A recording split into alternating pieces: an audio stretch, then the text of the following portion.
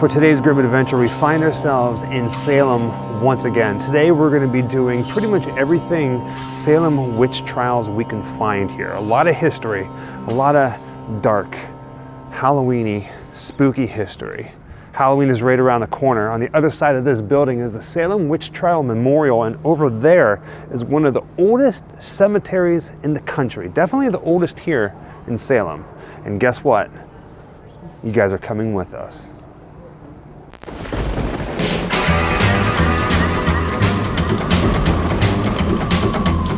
Wherever I come, bad luck just comes my way. Wherever I go, hard luck is there to stay. Good luck never stays a day. Bad luck's always coming my way.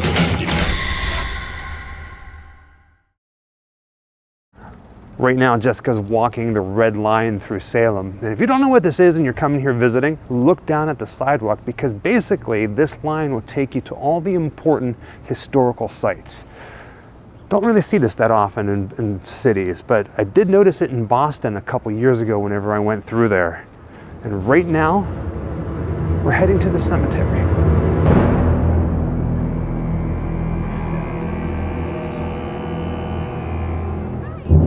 Now, as soon as you walk into the cemetery, there is a giant permanent map right in the center that talks about some of the most notable people that are buried here, including some judges that were part of the Salem witch trials, as well as other people, locals, different people, and high-ranking officials. But you can also, I think it was like $2, you can buy a map that you can take with you. And honestly, as beautiful as this is, I think it's a lot better, and let me show you why. So the reason why I was very interested in this map is that it showed some of the major symbols of what was chiseled into the headstones in the 17th and 18th centuries, and I thought it would give me meaning, but it's really just an evolution of what they use, and it's 3 major symbols. I'll show you here. The one here called Death's Head is what we're all very familiar with. Cherub we've seen a lot of here as well, and then there is the urn and willow, and they don't have any specific meaning. So if I see the Death's Head on a gravestone, it doesn't mean, oh, this person maybe died of something specific or had a certain meaning of stature in society. It's really just the evolution of what they would put on headstones that essentially was less frightening over time. So this just represented the flesh falling away from the body, the decay of life, and the bones, but I guess it frightened people. They thought it had a more sinister meaning, so that evolved into the cherub, which became more personalized, and people eventually went to the urn and willow, which had really no personalization to it. Now let's walk through the cemetery and see if we can see any of these markings on the stones. And we've seen them in other cemeteries, but not here. Now they kindly asked us to stay on the path. Don't touch any of the stones. There's obviously no grave rubbing, nothing like that, which we don't do anyhow. But it's neat to just kind of, once again, walk through history.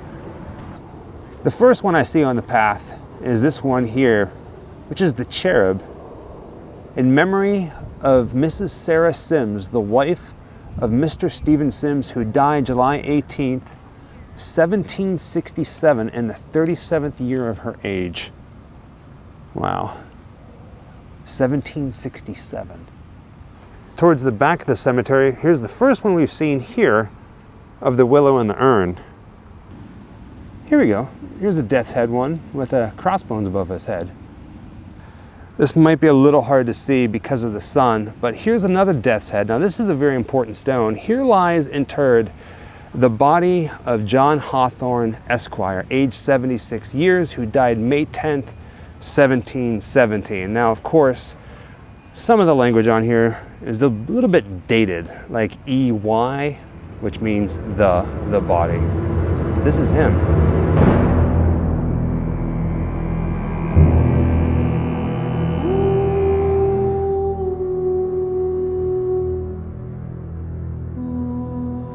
One of the things that both Jessica and I love doing here in Salem is just walking the streets and seeing all the old buildings and the architecture and the color of all the buildings.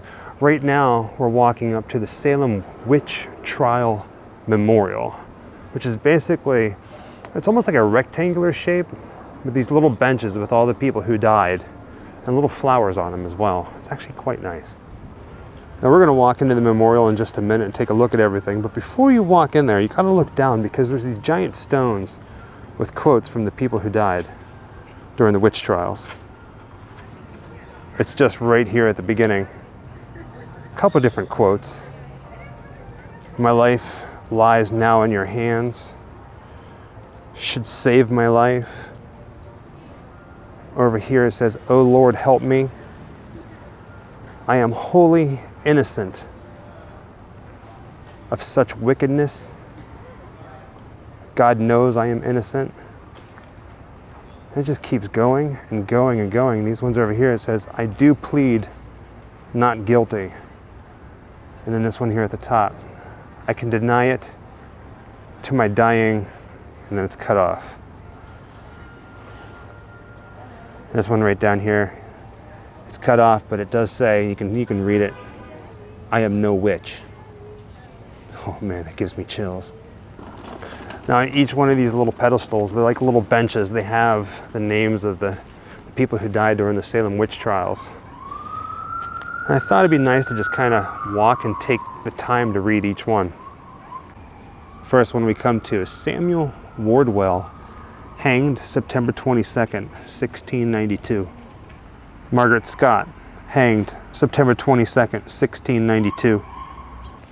Wilmot Redd, hanged September 22nd, 1692. Some of these names are going to get me. This one here, Anne Pudator, I think, hanged September 22nd, 1692. Mary Parker, hanged September 22nd, 1692. Alice Parker, hanged September 22nd, 1692. Mary Eastie, hanged September 22nd, 1692. Martha Corey, hanged September 22nd, 1692. Now I keep reading these names and the dates, and they're all the same dates, and I'm getting a little choked up, to be honest. Giles Corey, pressed to death September 19th, 1692. John Willard, hanged August 19th, 1692. John Proctor, hanged August 19th, 1692. George Jacobs, hanged August 19th, 1692. Martha Carrier, hanged August 19th, 1692. George Burroughs, hanged August 19th, 1692. Sarah Wilds, hanged July 19th, 1692. Rebecca Nurse, hanged July 19th, 1692. Susanna Martin, hanged July 19th, 1692. Elizabeth Howe, hanged July 19th, 1692. Sarah Good, hanged July 19th, 1692. And obviously we went backwards, and this is the first one. Bridget Bishop, hanged June 10th, 1692. Wow. I'm miserable, I'm disgusted. I have a headache. My bones ache. Everything aches. No, my milk still shakes though. You ready? Yeah. Are we doing a video? We are. That's good. And happy Halloween. Happy Halloween. I see a truck coming. You may have to move in a little bit. If you don't, you get hit and you die. I'm going to eat you right up. I think I have a couple of kids in here. Lunch will be ready in about half an hour.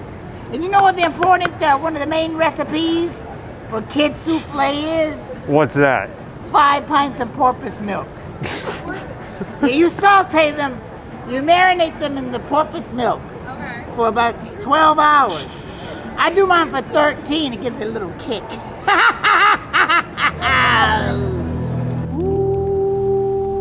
Now the next stop on our Salem location is a place called Howard Street Cemetery, which, believe it or not, there's nobody here beside us because it's kind of off the beaten path, which is kind of sad because this portion of the land here in Salem plays a very important part of the story of the Salem witch trials. Now you see that building straight ahead? That's the old Salem jail. Now it is believed, out of all the people that were accused of witchcraft and hanged, there was one person who wasn't hanged, and that was Giles Corey. He was pressed to death. And it is believed, well, through records, he was pressed to death in the field adjacent to the old Salem jail, which became the Howard Street Cemetery, which is where we're standing right now. Now there's no marker. Nobody knows for sure where at here, but this is it.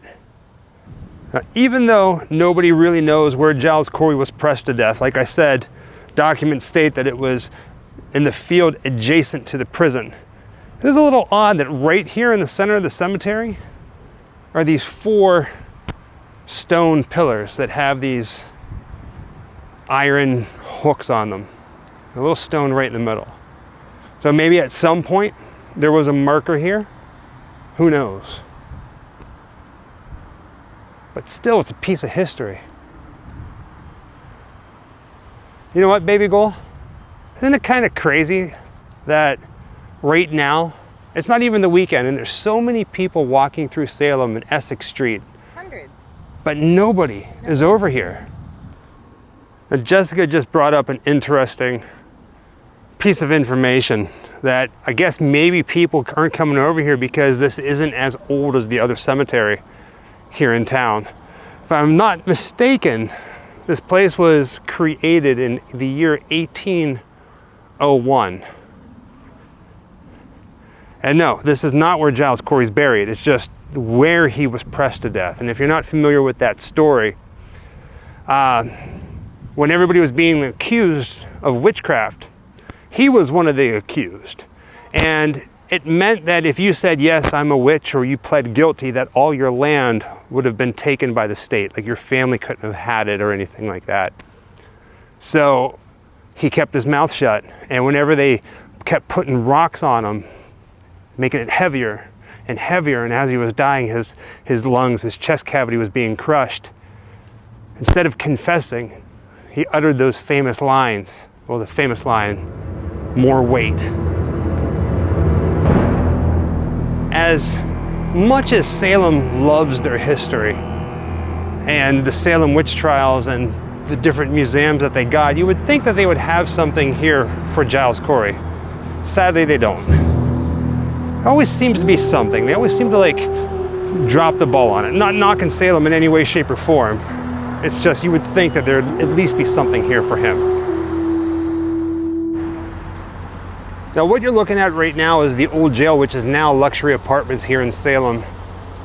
The amount of history that happens here, it's nice to see that the building wasn't torn down and instead they converted it into something else. Well, this is rather interesting. Right here it says residences straight ahead, restaurant and exhibit here as well, Monday through Saturday, 10 a.m. to 4 p.m. Man, does this place scream fall or what?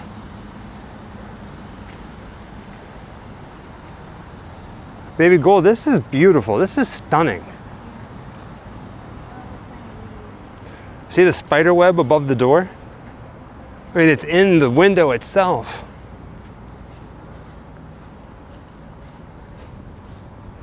All right, I definitely want to live here. Well, I like LA. I like Southern California, but if we lived here on the East Coast and we didn't mind the snow, we'd be living here in Salem. And you guessed it, anywhere you see dead leaves, Jessica's gonna go tramping through them.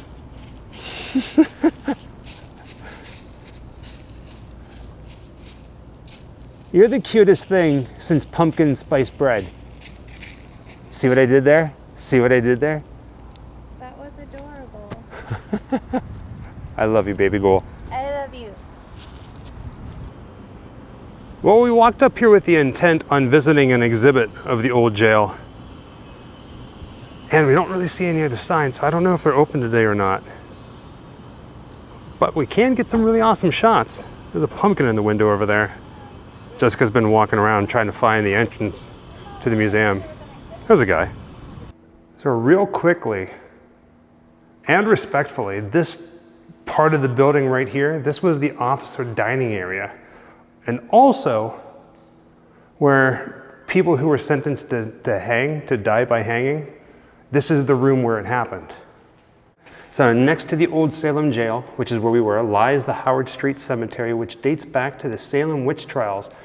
There, 80-year-old Giles Corey was pressed to death after refusing to enter a plea to the charge of witchcraft.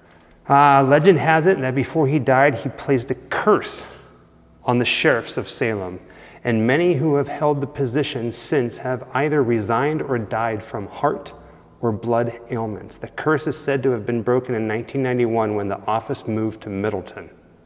Oh, wow. Yeah. Okay, I'm a little spooked out. Now what you're looking at right now, you see that black portion? When they were doing the hangings, that wasn't there. Instead, it was a drop ceiling. Can you imagine that? Now, I should go on record and say this, that if you do decide to come here to the old jail, chances are you're not going to see this room. It is closed to the public. We just happened to run into somebody who was kind enough to let us in here, and we're not trespassing by any means. We don't do things like that. Now, also in this room, there's a fake window. And it's over here in this corner next to a plaque that says Parker Brothers. Now, imagine just looking through this window. I'm going to bend over this way a little bit. You can kind of see across the street. So if you were to imagine looking through this window, the original Parker Brothers location, dating back to 1891, was located directly across the street from the jail, right? Ironic view of fun and games right across the street. Oh, man. And with that, let's get back to historic Salem and explore some more. We still have to visit the place where the witches were hung.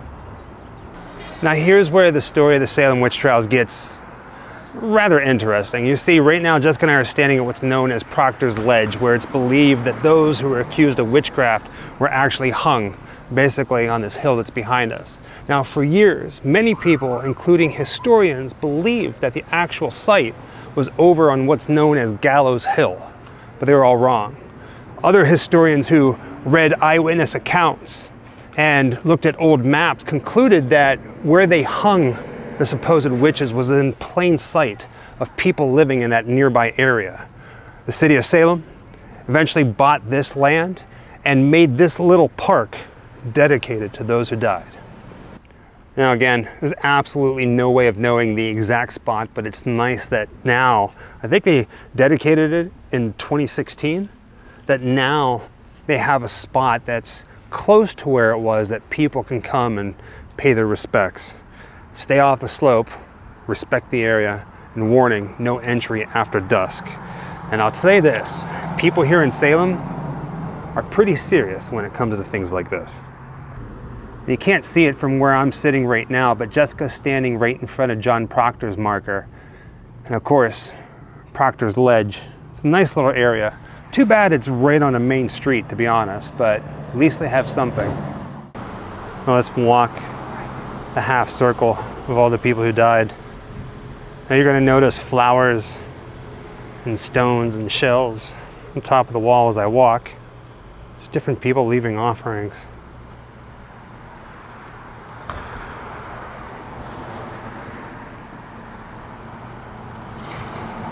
Pretty wild, but very nice.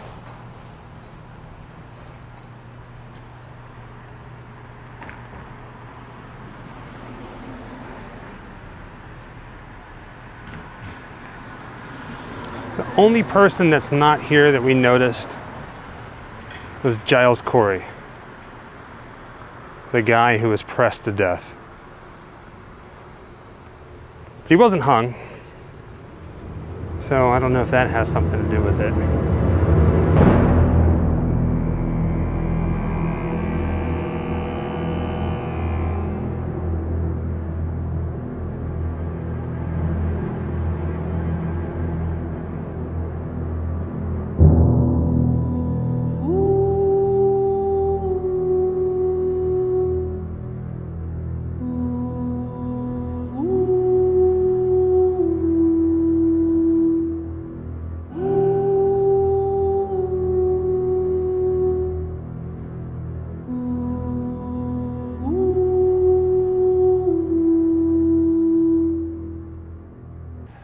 Even though this place is known as Proctors Ledge, supposedly, according to the website in Salem, it has nothing to do with the man, John Proctor, who was actually hung and accused of being a witch, even though he owned a lot of land here in Salem at the time.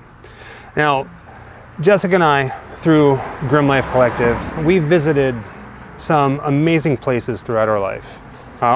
We have many more to come, both fun, nostalgic, and interesting, some of them scary and stuff like that, but I don't think we've ever really visited something with this magnitude of history. You know, I feel like we visited some historic places, but nothing that had this level of dedication to that history. yeah. Well, so many people, I mean, we all know, no matter where you are in the world, you know about the Salem witch trials. Mm-hmm. If you don't, you're living under some kind of weird rock on the opposite side of the solar system. But these are all innocent people.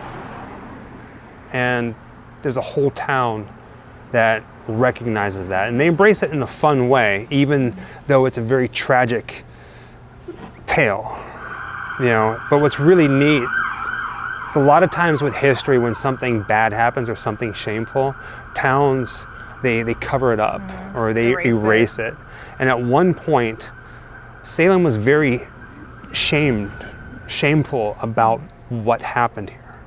So it's nice to see that they're not now, I guess you should say that. I mean, they built this amazing memorial and it's become a tourist place where you can come and just, you know, pay your respects and learn some history, walk history, which is what it's all about. With that being said, from Salem, Massachusetts, the Witch City, thank you for joining us on another Grimm adventure. And as always, Happy Halloween. Happy Halloween. Wherever I come, bad luck is coming my way. Wherever I go, hard luck is there to stay. Good luck never stays a day. A bad luck's always coming my way.